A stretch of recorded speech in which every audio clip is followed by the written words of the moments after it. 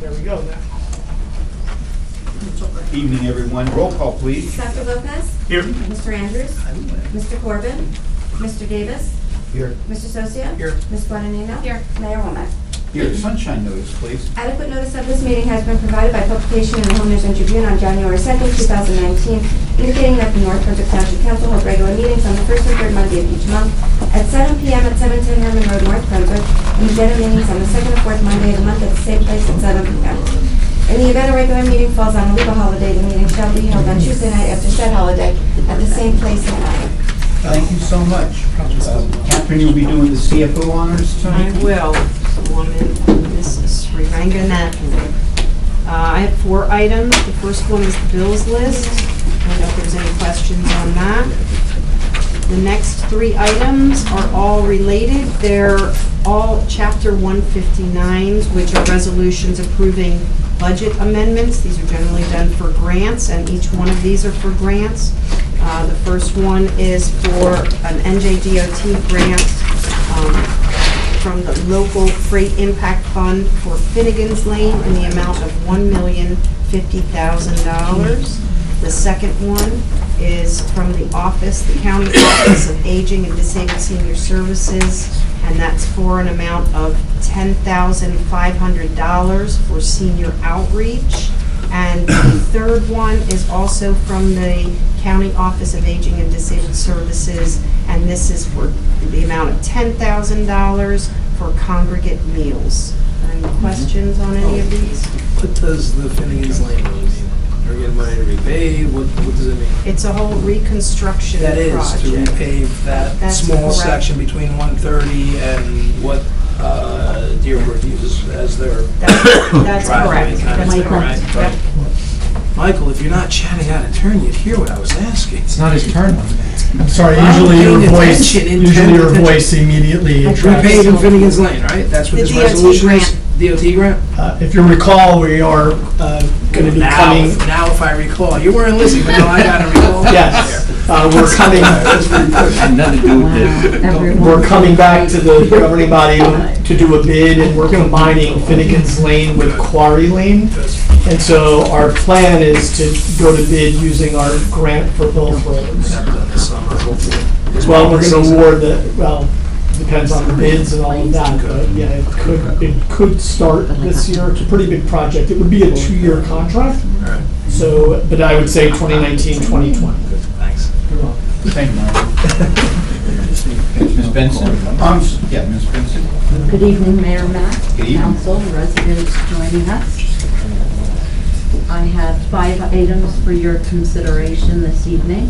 My first item is Scholar Athlete Artist of the Month, and it's Chandler Matthews from North Brunswick Township High School.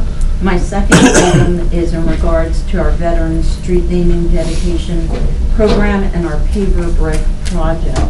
And for our Paver Brick Project, I just wanted to remind the residents, anyone interested in having a paver engraved for our Memorial Day ceremony, if they could kindly have the name in by March 1st to our office, that would be most helpful. And then for our Veterans Street Naming Dedication Program, any veterans that are interested in having a street dedicated, we'll be starting again in April, weather permitting.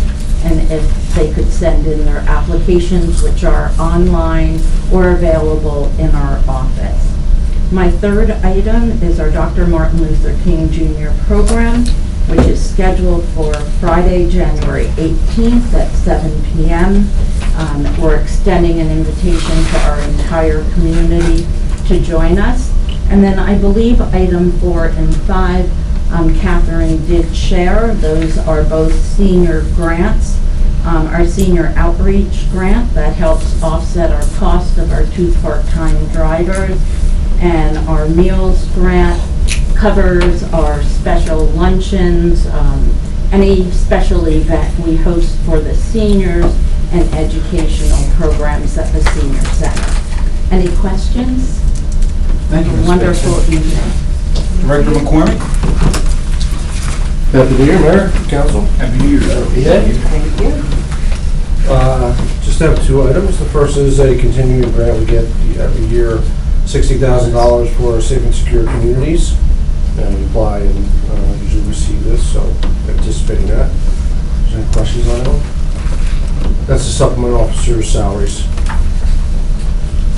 The second is the quarterly abandoned auction for vehicles that are impounded or in our impound yards that we need to get rid of.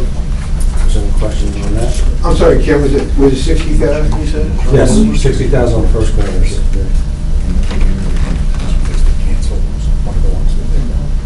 Oh, sorry. This is canceling the one that we, there was one that was returned, I'm sorry, on one of the vehicles. So this is authorizing that. My apologies on that. Thanks, Director. Any questions? Thank you, sir. Thank you. Director Chazor? No, we don't. Good evening, Mayor. Good evening, Council. Happy New Year, everybody. Right here. 2 items this evening.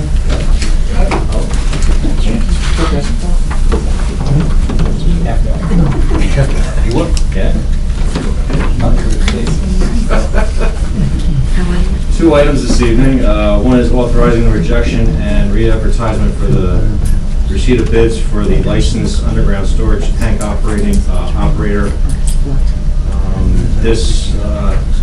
When I read the bids that came back in, my fault, I forgot that to include the pumps at Quarry Lane. I didn't want to have 2 separate contractors working, one on the tank, one on the pumps.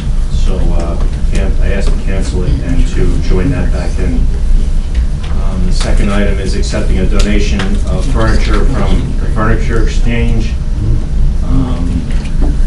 They have graciously donated some chairs, plan on replacing the chairs upstairs and move these chairs upstairs and put new chairs down here. Okay. Donation being the keyword. Donation. Keyword. And if you don't mind, Mayor, I just want to remind the residents that the township did adopt a snow ordinance, no parking ordinance. Now that we're into the winter time, and talked to the weather news today, and the snow is starting to come in the next couple of weeks. We're going to start seeing white stuff. Just a reminder, a flyer is going to be going out with your tax bills, reminding you when you have to move your vehicles off the street for snow. Okay. Thank you, Director. Thank you very I much. have a question. Oh. What is the Christmas tree removal plan? Is there one? Sorry, I just put mine out today, so. Well, we roam the town. We Okay, do it so daily. there's not a certain until they're date or- done. No certain dates, no appointments needed. A crew goes out, 2 crews if we have them, and they pick them up. Sometimes, we're trying to get finished up with the leaves before the snow, so our garbage men are pulling triple duty. And we'll get them up. Just leave them at the curbside, preferably on the curb and not on the street. Thank you, Director. Director Ritz? You don't have a curb.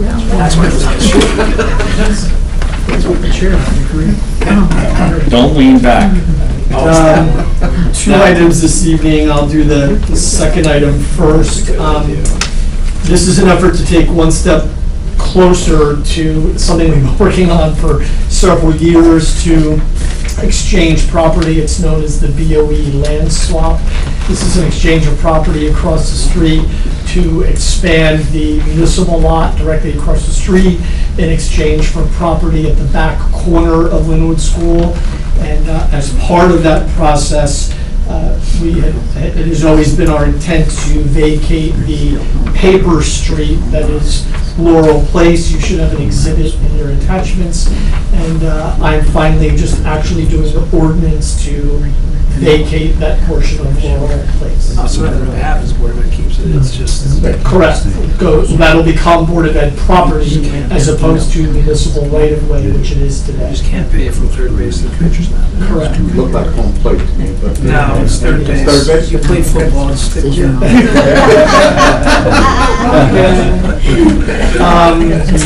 A few minutes of your time on this other item, which is somewhat highly unique.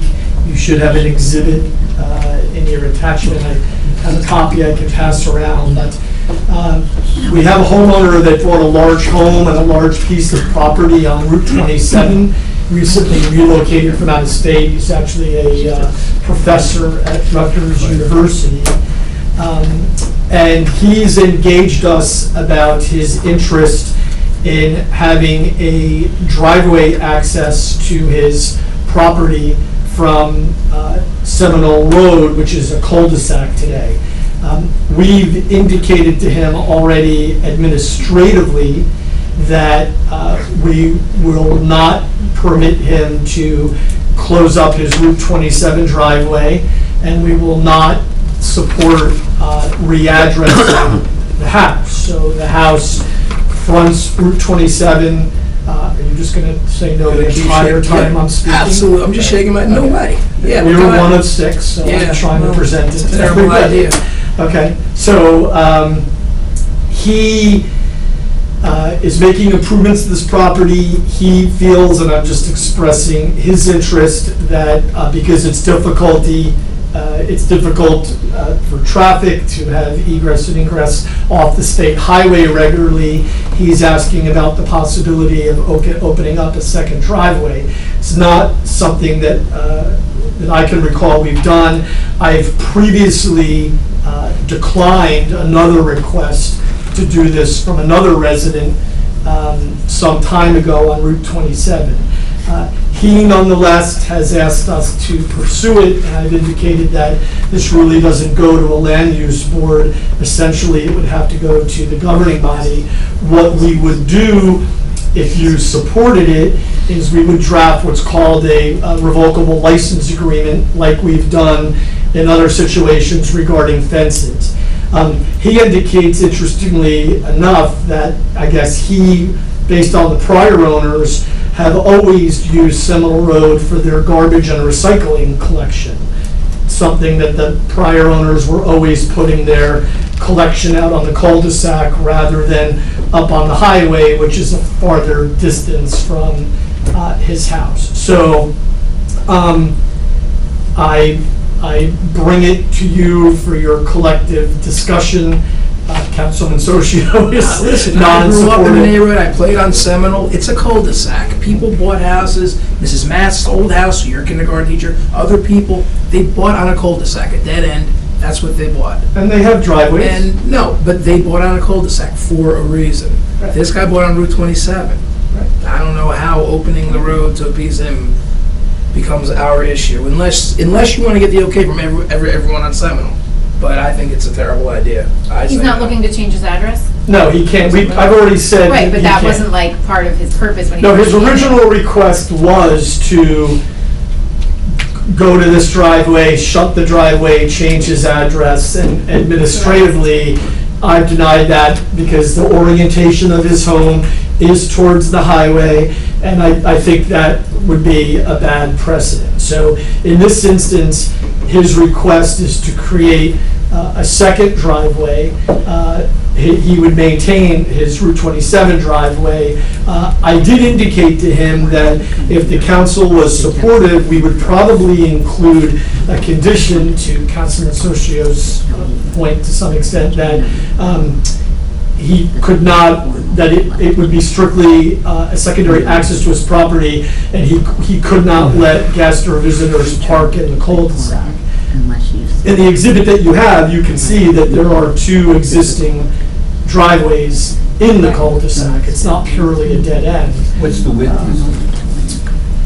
We will What do you extend mean it's not the, purely a dead end? yeah. What do you mean it's not purely a dead end? You have houses in the road end? The driveways don't end prior to the cul-de-sac. There are two other residential Yeah, homes Whalen's house, and I that don't know the other house that's have there. driveways and everything. So I'm not an advocate. It makes no difference to me whether you support this or deny this, but, and I shared it with Ron, but it doesn't rise to a land use board. It's a curb cut, and so essentially, it's a matter of the governing body. If you're not interested, I'll share that. That would be the end of it. He really doesn't have recourse. If you are willing to consider it, then I would draft a license agreement that would come back in a future meeting Let's, for you to consider. let's take it under consideration. I know Councilman Andrews is not here tonight, and they have, Let's take it under consideration, bring it back for the next agenda meeting. Okay. We've had a chance to talk amongst ourselves. okay. All right? Can you prevent someone from parking on a street? Well, it would be part of an agreement that he would enter into with us. So in this instance, yes. In other words, he has sufficient property that he would have to agree to that condition. And would the driveway go all the way through? Would it go, like, could people in the neighborhood use, like, No, it's his cut through? private property. But would it be like a straight driveway from 27 to Seminole Road? It would be, which is a fair point, but if they did that, they would be trespassing across his. No, but would he be able to do that? Like, not that he would, but what I just, is it going to be one continuous driveway or two separate ones? Like, The technical answer is that it would appear to be, unless that's something else that you also wanted a condition. So we could say that he has to, that would be up to you, but that would be something else that we could potentially consider and say you can have a second access, but the two access points may not connect. Yeah, but you're potentially opening a can of worms, because then you got his neighbor who could easily do the same thing. You know, I mean, it's just a bad idea. I mean, you choose to buy the house on Route 27. I don't understand how all of a sudden now you want to have an alternate driveway, because again, the guy right next to him has enough room, he can do the same exact thing. He does, so that's why we're here. No, I know, but I'm just saying, I just think. He actually came in, Bad precedent we to set. denied, we were dealing with him on email, but then he still asked to come in and have a meeting. And then at the end of the meeting, I simply explained the process and said I would bring his interest to everybody. So I'll put it on for next meeting. Next agenda, yeah. Okay? Thank you. Ms. Monzo? I just have one item. Currently, T&M is our wastewater and water consultant. They've been appointed for 2019 again. This resolution would add to that and have a change of scope to that contract by adding this project to do a capacity evaluation on the Maple Mead Interceptor. Right, this came about in our discussions with South Brunswick Township, who shares, we have a portion, about 3 miles, that we share the line, the sewer line with South Brunswick Township. And so we have a need in there to be able to allocate our capacity or potential capacity. And in looking at this further, we realized that because there is a change in, if you looked at the map, you could see that the line itself has 3 different sizes along the 3-mile span of this area. And so this capacity evaluation would actually take that into account, so each one of these areas can be determined exactly what the total capacity is. We really need this in order to be able to continue talking with South Brunswick Township as to how to identify the potential capacity for each one of us in this shared portion of the system. And this resolution would do that. The contract amount is for an additional, sorry, thought I had that, $24,500 in order to do the capacity evaluation on the Maple Mead Interceptor. Any questions on that? That's all I have. Thank you. Under my name is the change to the rules that we run our regular meetings by. It was a proposal that was on for the reorg, and we pulled it. Councilman Andrews is the one who had asked that we pulled. It's the change where currently people can get up as many times as they like at 5-minute intervals to talk to the council during the general public hearing. The proposed change would be that they're limited to 3 times of 5 minutes. So I don't know if we want to discuss it tonight, put it back on the agenda, and see if Councilman Andrews wants to pull it again, we can consider that again. If he wants to discuss it further, I'm game to wherever everybody. Personally, I think we should discuss it tonight. I don't think. Okay. I mean, Yeah, it I mean, doesn't, that doesn't need to be. I mean, the big difference that we have between the public portion here and public comment out there is that Here we have a 15-minute portion. That's a combined between however many people are here and their comments and our comments. So if there's 15 people, you get a minute apiece. You can end up talking the whole time, that's their minute, and that's it. At the public meeting, the person gets five minutes per turn of their talking only. Lisa begins the watch, they say something. As soon as you cut in, or me, or Amanda, Will, whomever, their clock stops, and then they continue. I mean, to me, 15 minutes, if you can't say the 15 minutes, It's a long time. you should be able to. We did yeah. survey surrounding towns, and we're out of step. Virtually every town has some limit. Under our current rules, someone could filibuster us the entire night, and under our rules, we really, at some point, I'm sure we bang a gavel and say we have to go home, but under our rules, they can keep us there all night.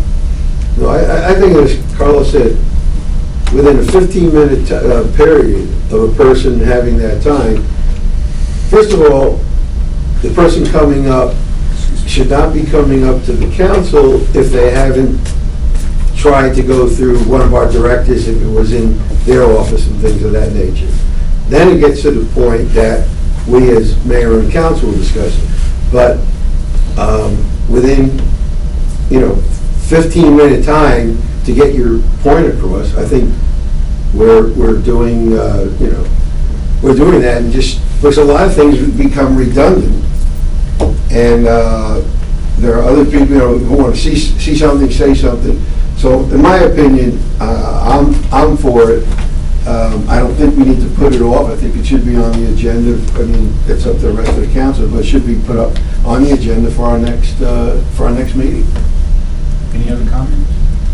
Okay. If for some reason we were having a discussion and we wanted to continue it, do we have that option? You certainly do. We don't have to stop right A now. member of the council can always say, we'd like to continue this, I'll make a motion to suspend the rule and let so-and-so talk. Okay.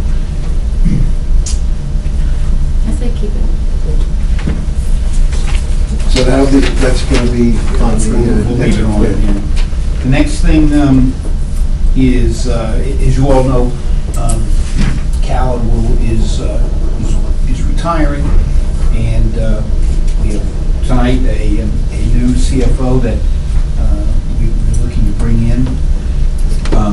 Cal will be taking the title of department head, and will, under what sort of the best practices for transition, is going to be available to help work with us for the next quarter, so that the CFO isn't thrown into the cold water and sink or swim without the help of the old one. We're lucky to be able to do that, I think, and that's why we've got that on the agenda.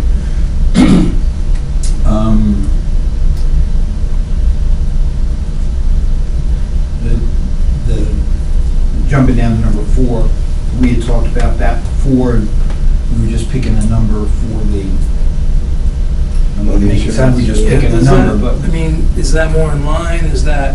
100,000 is still higher than a lot of towns do. But is that workable for the Cab? the medallion owners who came in and said that they're She having an did, issue? she seemed to think it would be, yeah. Seems happy. No, yeah, she was fine. I mean, She's here. and Will even spoke to her too. Yeah. So it wasn't a language difficulty. Cool. And now, we have a statutory committee that is appointed, the Citizens Advisory Committee. Their sole function in their essential one meeting a year is to designate how we'll use our funds from the Community Block Grant Program. It's generally been Ms. Larkin, Mr. Peretti. Last year it was also Mark Fritchie, who I think will be renamed this year. And that's the committee, and they simply need to designate how the Community Block Grant Program will be designated. So I wanted to make clear that we would appoint them again to do that if everybody's on board. And Mayor, that's a public meeting also that we do advertise. Okay. Would it be one 15-minute period, or? If there are no questions, Madam Clerk? Okay. This evening, we have minutes from our regular council meeting of December 17th, 2018. questions? And minutes from our legal organization meeting of January 1st, 2019. Dr. Lopez, has anyone signed, if you heard, in public hearing this evening? No. Is there a motion to go into closed session? All in favor? Any opposed? We have the reading of the resolution. Yes, Mayor, this is a resolution authorizing the mayor and council to enter into executive session. Whereas the mayor and council are mindful of the right of the public to attend and witness meetings of governmental bodies at which public business is discussed, and to be involved in all phases of governmental action.